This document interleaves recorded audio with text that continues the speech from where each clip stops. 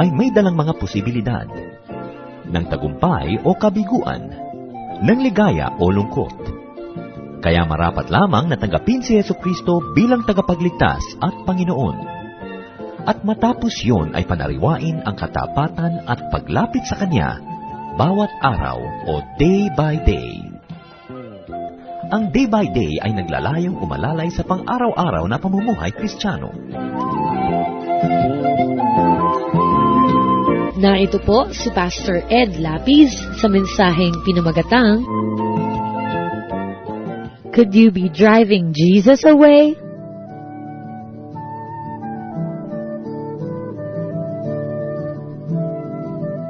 Ang atin pong Panginoon, our God, is God of everything, God even of details. And God has very strong likes and dislikes. To have God by our side, on our side is everything. That's why it is important not to turn God off. Napakahalaga po na ang Panginoon ay hindi gustong lumayo sa atin, kundi gusto niyang lumapit. What can drive God away from our presence? Ito po ang ating pagbubulay-bulayan, ang pamagat ng ating pag-aaral, Could you be driving God away? Maaari kaya na itinataboy natin ang Panginoon mula sa ating presence? Heavenly Father, we thank you for the privilege of worship. We thank you, Lord, for your wonderful dealing. Salamat sa inyo, Panginoon, na pagdisiplina. Salamat po sa inyong pagtangkilik, pagtutuwid sa amin. Salamat po sa pagbibigay niya aming mga pangangailangan. Sa pagbibigay sa amin ng pag-asa, ng liwanag, ng kaligayahan. At salamat, Lord, sa pagsama niyo sa amin sa mga panahon ng kalungkutan, sa panahon na kami ay hindi tiyak, when we are unsure and afraid, you are our shelter. Right now, Father, we ask you to be our speaker.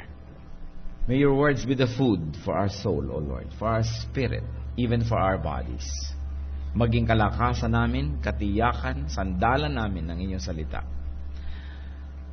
We like, Father, to learn from you, and we seek your holy face, and may your teachings lift us to another level, to another dimension of holiness. May your wonderful power be made available to us so we can understand you more. So, Father, reveal yourself to us.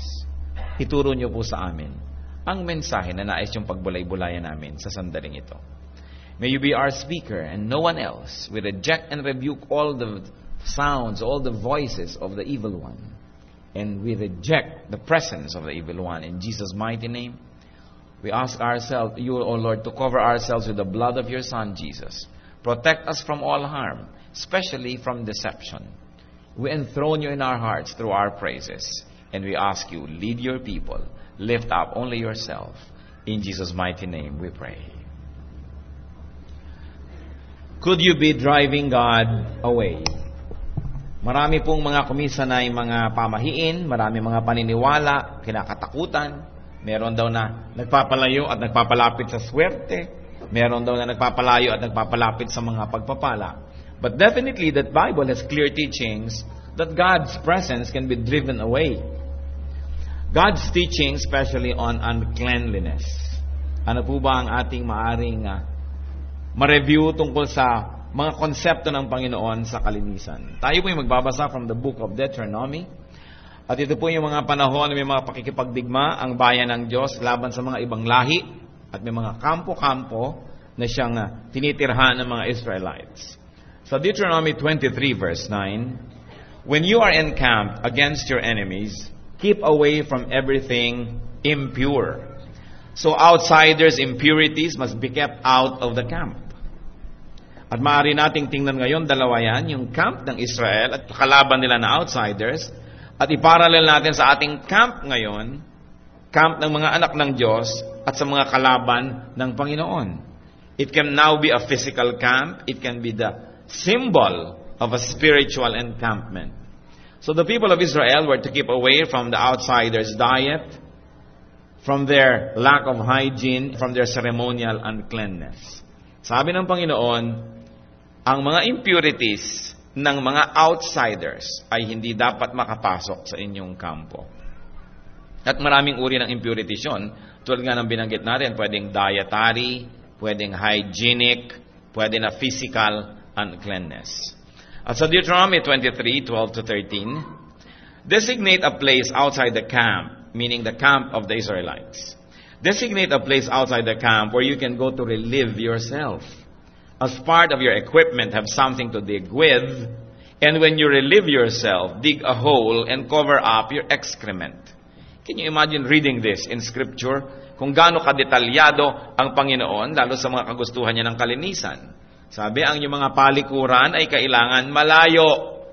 Nasa labas ng inyong kampo, ng inyong mga bakuran. At kung sakaling kayo ay kinakailangan to relieve yourself, sabi, huwag lang kung saan-saan ninyo gagawin yan. Kailangan meron kayong gamit na panghukay sa lupa. At doon nyo ilagay sa loob ng hukay na yon, ng inyong mga excrement. At pagkatapos, tabunan nyo ng lupa. Akala natin nagbabasa tayo ng manual ng medisina o rural health. We're reading the Bible. So what does the Lord want? The camp must be clean. There should be a designated place outside the camp. And excrement must be deposited in a hole in the ground and covered with soil. Deuteronomy 23:14. For the Lord your God moves about in your camp to protect you and to deliver your enemies to you. Your camp must be holy, so that He will not see among you anything indecent and turn away from you. Ang pinag-uusapan pa rin po dito ay yung toilet habits ng mga tao at yung kanilang mga toilets, so to speak. At sinasabi, ang Espiritu ng Panginoon ay nagpapaligid-ligid, gumagala, nagpapaikot-ikot, nagpapalibot-libot sa inyong kampo. At anong gagawin ng Espiritu ng Diyos? Para kayo ipagtanggol at para ipalupig sa inyo, dalhin sa inyo, i-deliver sa inyo ang inyong mga kaaway. At kung gusto nyo mangyari yan, meaning na kayo ma-protect and that your enemies may be delivered to you, your camp must be holy. And this time, the word holy refers not only to spiritual holiness, but very definitely to physical cleanliness. Sabi ganoon, huwag ninyong tulutan na mangyari na sa paglibot-libot ng Diyos sa inyong kampo'y may makita siyang mga karumal-dumal na bagay, maruruming mga bagay, nakakadiring mga bagay. At alam niyo kung anong pinag-uusapan natin. No? At tuloy ay talikuran kayo at iwan kayo ng Diyos. So holy here means hygienic. So what can be gleaned from that verse? That God moves about in the camp. Precisely to protect His people, to deliver them their enemies. But God turns away from the camp when He sees anything indecent, impure, and very clearly, dirty. When He sees uncovered excrement, yun ang pinag-uusapan. Sabi, matapos kayo mag-relieve ng mga sarili ninyo, kailangan tabunan nyo ng lupa, sapagkat ang Diyos, pag nakita yan, lalayuan kayo. Ano po ang nakikita natin dito? Ayaw ng Diyos sa marumi. Ayaw na ayaw niya sa marumi. Kaya ano pong lesson natin ngayon na pwedeng makuha mula dyan sa teaching na yan sa physical cleanliness? Of course, kung ang Lord ay interesado sa physical cleanliness, lalo naman sa spiritual cleanliness. Kaya dapat tayo, gusto natin na samahan tayo ng Diyos sa paglaban sa ating mga kalaban, lalo spiritual enemies natin. Bigyan tayo ng tagumpay, bigyan tayo ng lakas. Dapat ang Diyos ay huwag lumayo sa atin, dapat tayo maging malinis. Mahalaga na maging malinis. Malinis ang pamamaraan, our ways and means. Psalm 119 verse 1, Blessed are they whose ways are blameless, who walk according to the law of the Lord. So dapat blameless ang ating mga ways. How we deal with people, how we transact business, how we settle differences, how we solve problems, dapat malinis na paraan. Hindi tayo nanghihiram ng mga maruruming pamamaraan kay Satan, sapagkat lalo tayong lalayuan ng Panginoon at lalo na tayong mag-iisa, lalo tayong matatalo ng kaaway. Dapat maging malinis ang kapaligiran.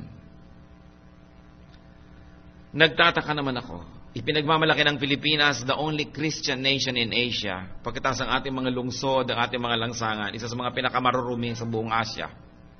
Samantalang true spirituality, true Christianity, incorporates cleanliness. Spiritual, moral, and definitely physical. Sa Genesis 35 verse 2, so Jacob said to his household and all who were with him, get rid of the foreign gods you have with you and purify yourselves. And, church, change your clothes. Pati pagbibihis ay itinuturo ng Diyos. Umaamoy na kayo. Marumi na kayo. Hindi natatabla ng apoy ang mga baro ninyo sa dumi. Pag hinubad mo, tatayo na siya sa kapal ng dumi. Palitan na. Nakikita niyo ang Panginoon kung gaano ka-partikular sa ganyang mga bagay. Kailangan malinis ang kapaligiran. Bagay dapat sa mga tao, malinis ang kapaligiran, lalong-lalo sa mga anak ng Diyos. Magtataka ka naman, mga Kristiyano, kung minsan kahit Christian churches, pupunta ka sa banyo, parang may halimaw sa loob. Karimari-marim. Pagka nadulas ka't napadikit ang yung likod sa gilid sa kanyang mga dingding, ay di mo mapapatawad ang sarili mo. Kailangan malinis. Ayaw ng Diyos ang marumi. Kailangan malinis din ang mga kagamitan. Isaiah 52:11. Touch no unclean thing. Come out from it and be pure, you who carry the vessels of the Lord. Mga instructions ng paghuhugas ng kamay, paghuhugas ng paa, paglilinis ng kapaligiran, mga kagamitan, dapat malinis. At dapat malinis ang katawan. Numbers 8:5-7. The Lord said to Moses, take the Levites from among the other Israelites and make them ceremonially clean. To purify them, do this. Sprinkle the water of cleansing on them, then have them shave their whole bodies and wash their clothes, and so purify themselves. Nakikita po natin dito na laging doble ang kahulugan ng kalinisan. Hindi lang yung spiritual, pati rin yung physical.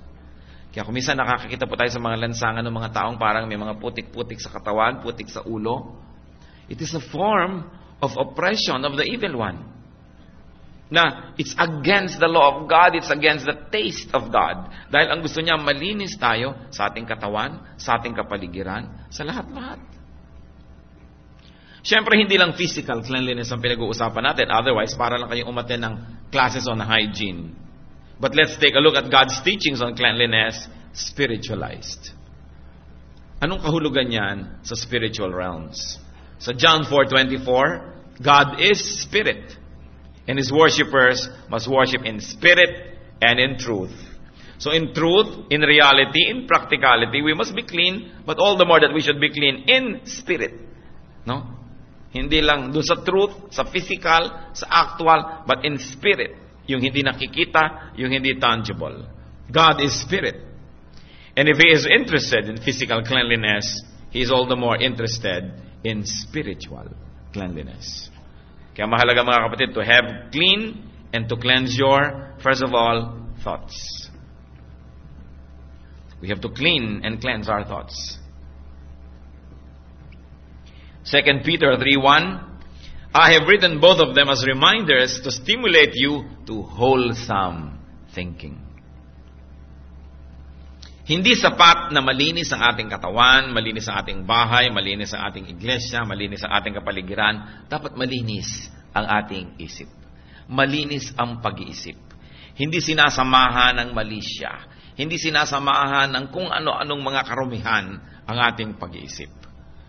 Pero hindi naman yung tayo sobrang malinis pag-isip na nadaya na tayo ng nadaya ng kapwa. Sinabi nga, be innocent as doves, but be wise as serpents.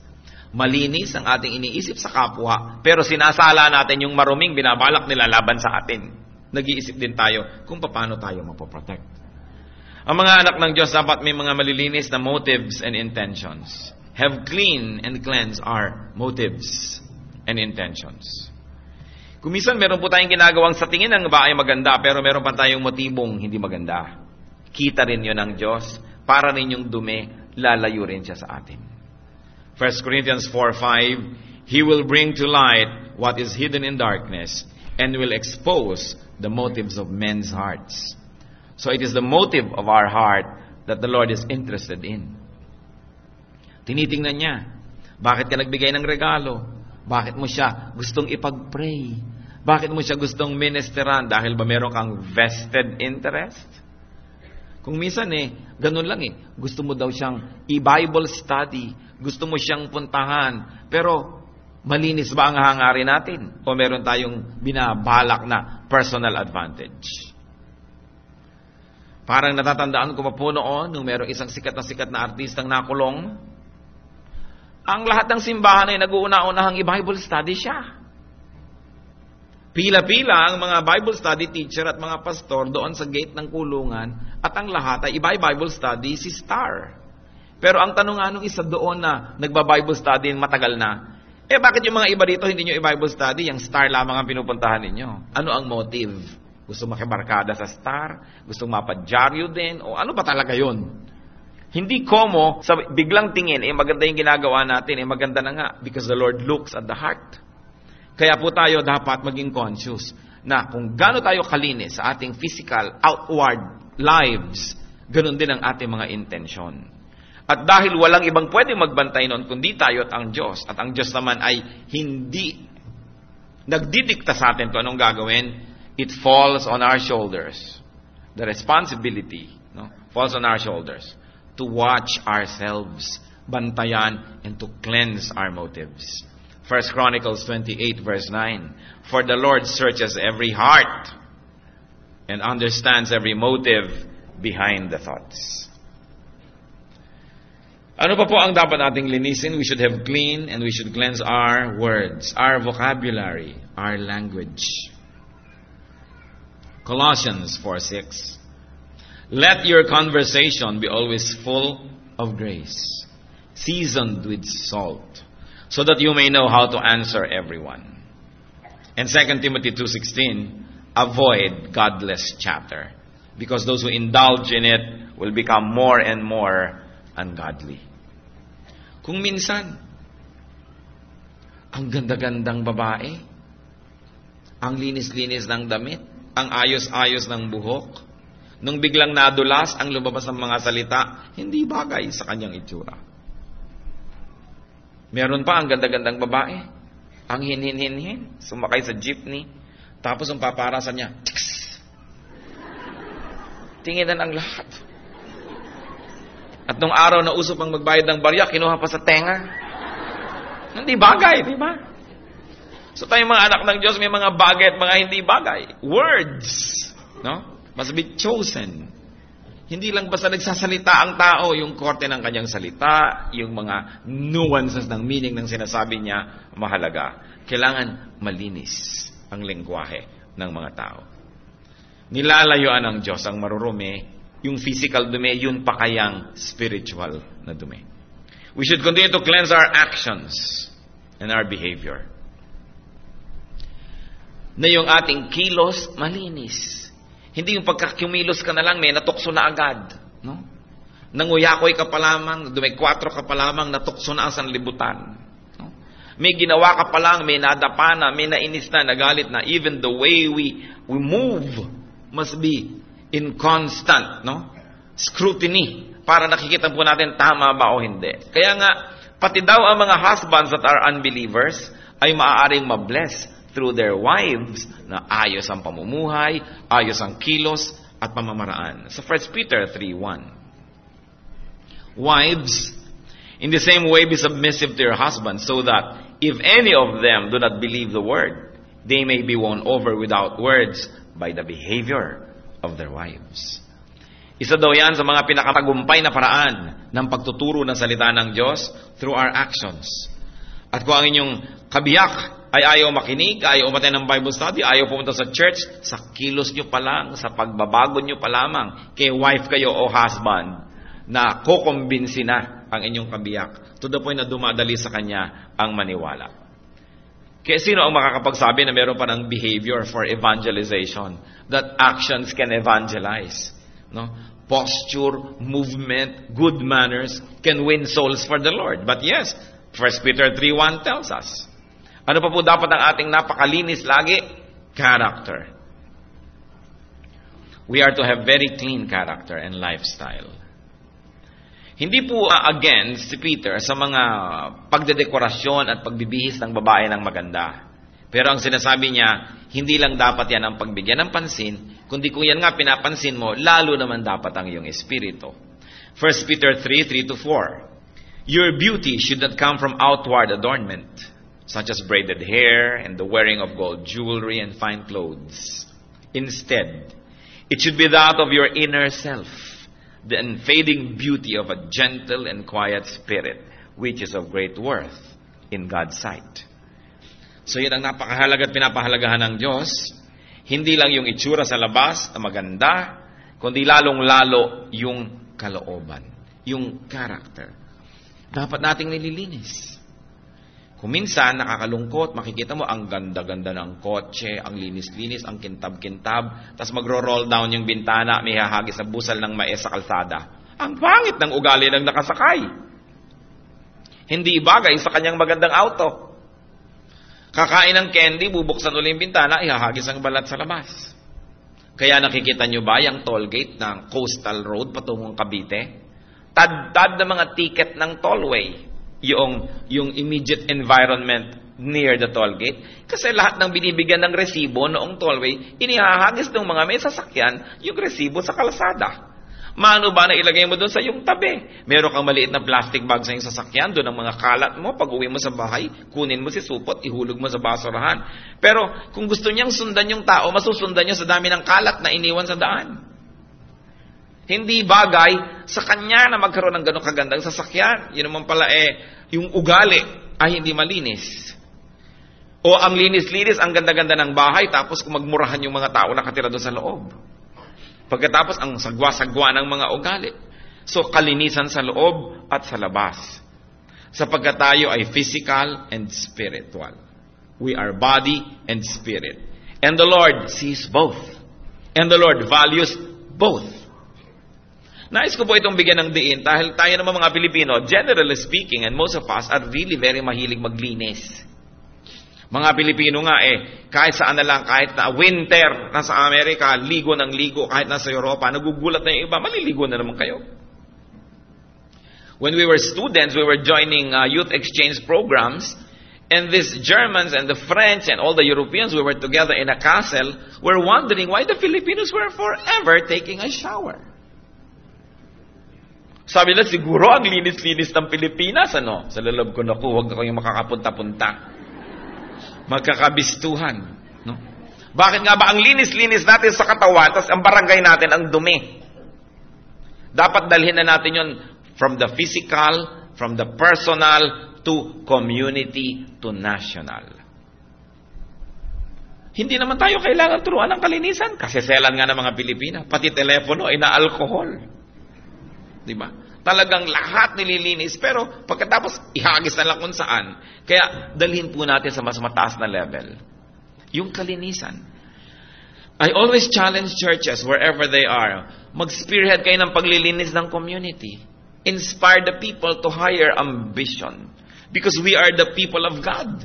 And God is very, very particular about cleanliness. Hindi sa Diyos ng karumihan, sa Diyos ng kalinisan. So, ang dapat po nakikita sa ating buhay, yung lalapit ang Panginoon, malinis. Because God may see spiritual filth and turn away from us.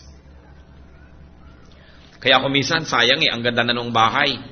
Tapos, away ng away lahat yung membro. Kasi marurumi ang mga isip, marurumi ang mga bibig, marurumi ang mga puso. Kaya, lumalayo ang presensya ng Diyos. Maraming ang pagkain, wala namang ganang kumain ng mga tao. Maganda nga ang higaan, di naman makatulog.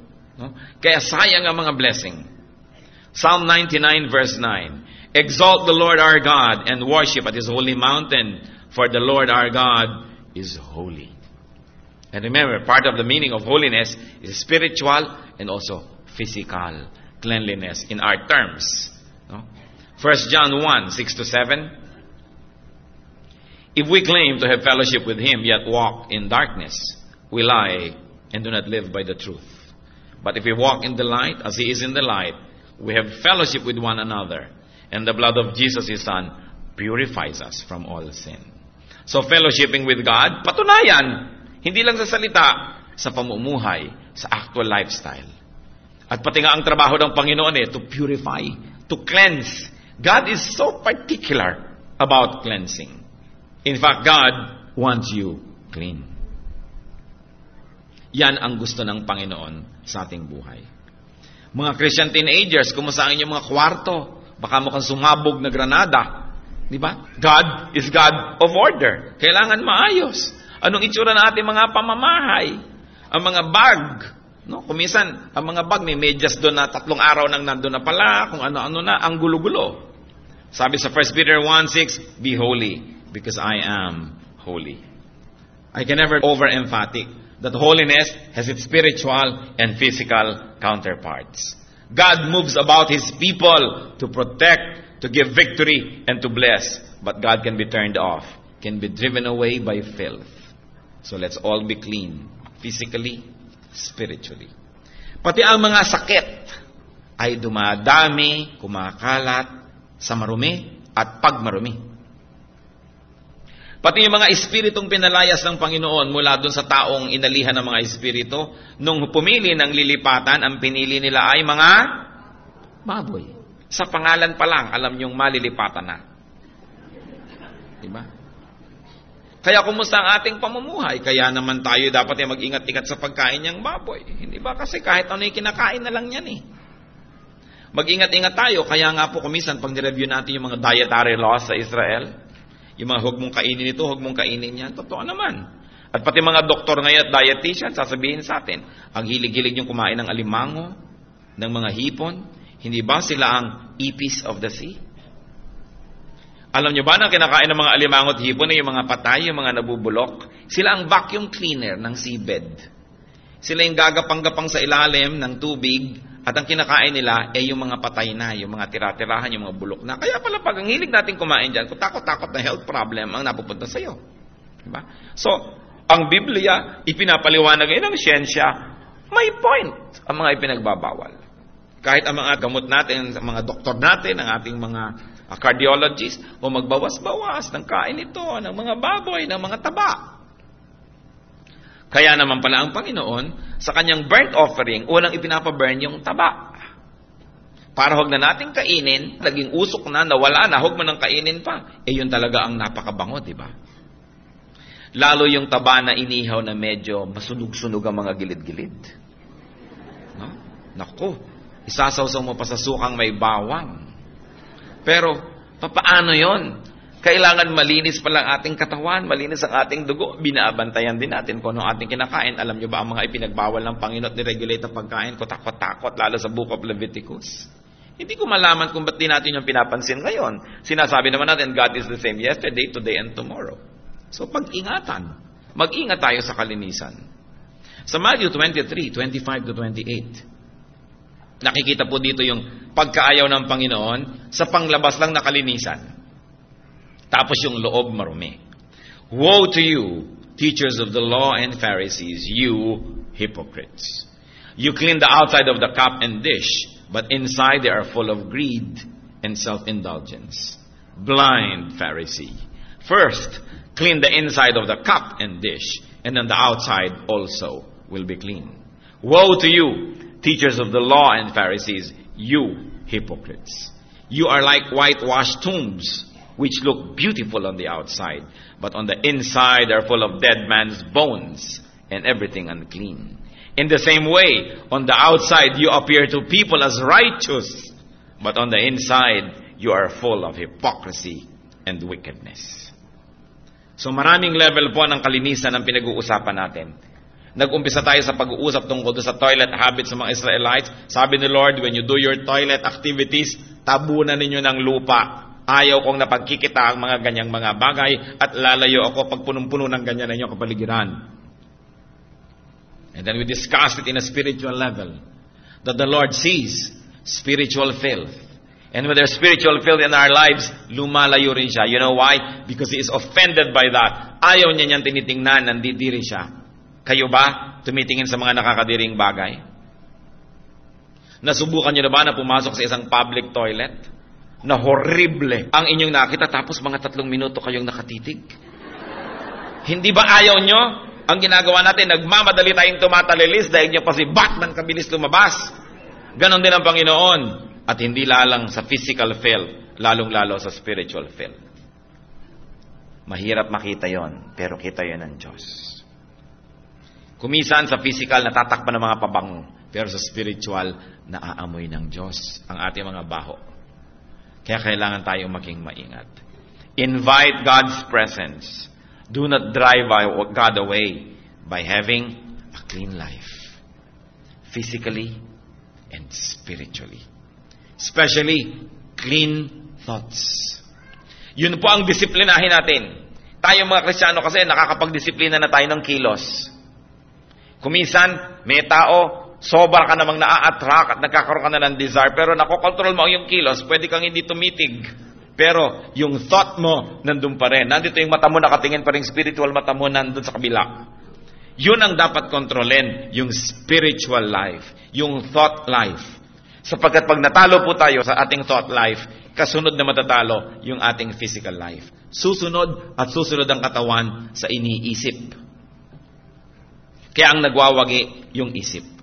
Doon tayo dapat magbantay, doon tayo dapat madisiplina sa ating thought life. Think clean thoughts.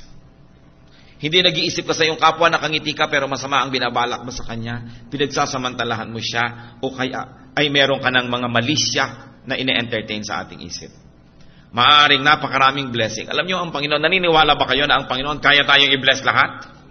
Kaya niya. Pero bakit hindi lahat fully blessed? Naniniwala ba tayong kayang ibigay ng Diyos sa ating mga pangangailangan? Yes, pero bakit ang daming needy? Naniniwala ba tayo na pwede tayong maging victorious in the name of the Lord? Yes, pero bakit maraming talunan? There must be something wrong. Lumalayo ang presensya, ang blessing ng Diyos, the blessing that protects. Dahil may nakikitang dumi. Ang dapat natin ngayong consciousness all the time, may dumi po ba ako, Panginoon? Ano yun? Ipakita nyo sa akin kung talagang di ko nakikita. Pero mahirap magpakita sa nagbubulag-bulagan. Kaya kailangan buksan natin ang ating mata. Huwag tayong magmaang-maangan. Let's label dirty as dirty. Let's label filth as filth. Kailangan huwag tayong mag-rationalize pa mga tuwiran. Kung marumi, alisin sa ating buhay so that we don't drive God away. God likes to bless. God likes to heal. God likes to protect. That is His nature. But what can stop God from doing that is when He walks through our camp and He sees filthy things, He goes away. Aming Diyos, kami po ay nagpapasalamat sa inyong paalala. Simpleng bagay, mukhang maliit na bagay, pero napakalaking bagay. Na mabuhay kami sa kalinisan. Unang-una, Lord, ipakita mo sa amin yung physical lives namin kung malinis nga ba. Habits namin, pamamaraan, ang bahay, ang kapaligiran. Anong magagawa namin bilang mamamayan para to inspire, to lead, to help, to assist our countrymen, to clean our environment,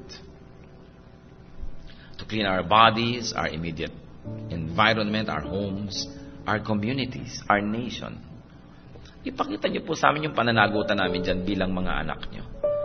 Huwag na kaming makasama pat makatulong sa mga nagkakalat at nagdudumit, nagpapapangit ng aming kapaligiran. Kundi pagandahin namin to because you're God of beauty. At ganun lalo na higit, Panginoon, sa aming spiritual lives. Higit mas mahirap sukatin, mas mahirap masilip at makita, pero mas mahalaga sa inyo. Search us, O Lord. Search us and see what is filthy, what is not right, what is dirty. At turuan niyo po kami, Lord, ang mga ito iwaksi sa aming buhay. Alisin. Pagkat di niyo gusto. At kami man talaga namang di namin gusto at di mabuti para sa amin. Kung may mga nadaya na, na-desensitize, natutunan ng magustuhan ko anong marumi, Lord, ibalik niyo po sa amin yung spiritong nandidiri sa marumi. At lagi nang nagnanais na linisin ng aming puso at aming kapaligiran. Nawa sa pagdalaw mo sa amin, sa aming personal lives, sa aming mga pamilya tahanan, sa aming church, sa aming bayan, makita niyong malinis. Patawarin niyo po ang aming bansa, Panginoon, na pagka ang inyong Espiritu, Panginoon, ay nagpapalibot-libot sa aming bayan, pagkarami-rami yung nakikita mga Diyos-Diyosan. Mga kinamumuhian ninyo, Panginoon, ng mga graven images. Napakarami, Panginoon, na nakaka-offend sa inyo. Alang-alang sa iyong mga anak na naniniwala sa iyo, Panginoon. Alang-alang sa iyong mga anak na namumuhi na rin sa ganitong mga bagay. Ipatawad niyo po ang kasalanan ng aming bansa at dalawin niyo ng inyong kapangyarihan ng aming bayan Magkaroon kami ng kaayusan, magkaroon ng kasaganaan, higit sa lahat magkaroon ng kabanalan ang aming bansa. Sa pagdalaw niyo sa aming mga tahanan, aming mga opisina, sa pagdalaw niyo sa kaloob-looban ng aming puso, nawa, Panginoon, makita niyo ito'y malinis. At nang mawili kayong manahan doon, at kagiliwan niyo po kami, at ang inyong mga pagpapala ay lubos-lubos naming malasap at matanggap.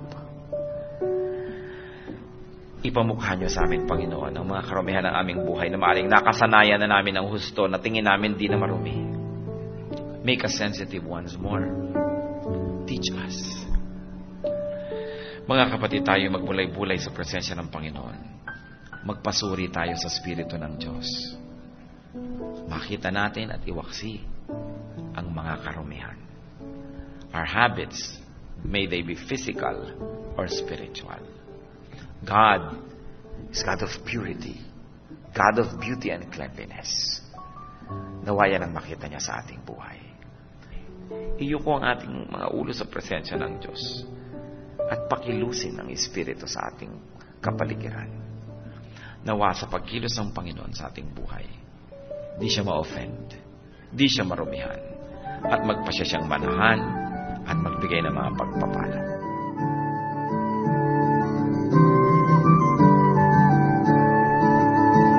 Ang katatapos pong mensahe ni Pastor Ed Lapiz ay pinamagatang, Could you be driving Jesus away?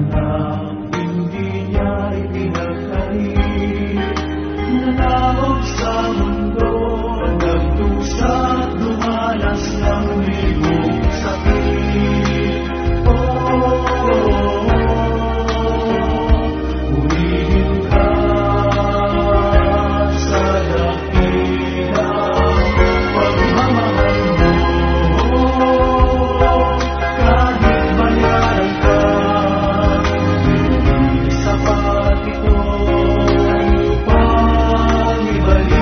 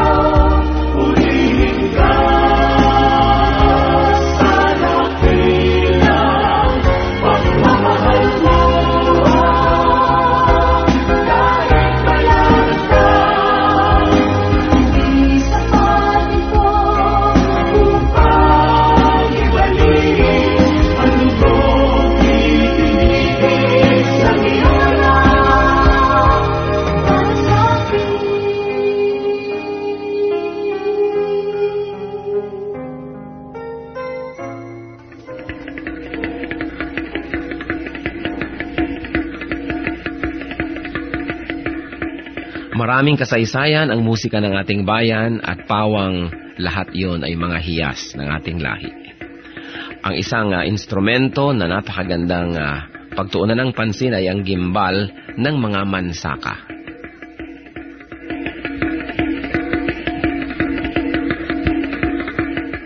Ang gimbal ay isang magkabilaang tambol na matatagpuan sa hilaga at silangang bahagi ng Davao sa grupo ng mga mansaka.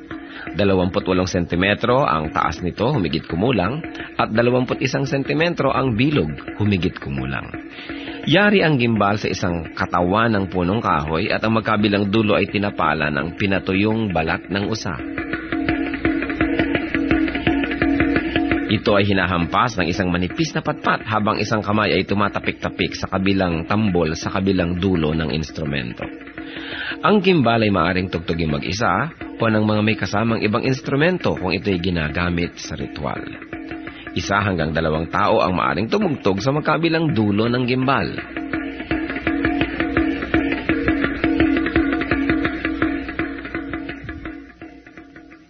Kadalasan, ang gimbal ay tinutugtog bilang saliw sa sayaw na ang karaniway kung ano-ano ang pangalan ng tugtugin ay siya ring pangalan ng sayaw.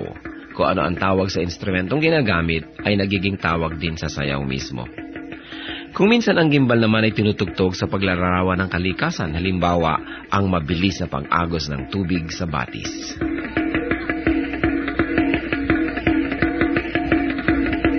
Ang gimbal o kimbao, instrumento ng mga mansaka. Kayamanan ng ating lahi, hiyas ng ating bayan, marapat lamang na gamitin sa pagsamba sa Panginoong Hesus.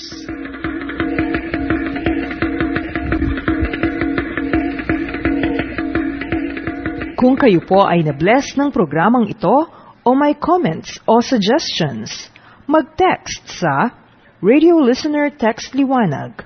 Type RL space name space address space ang inyong mensahe at ipadala sa 0917-549-2624. Oras na po para pansamantalang magpaalam ang programang Day by Day.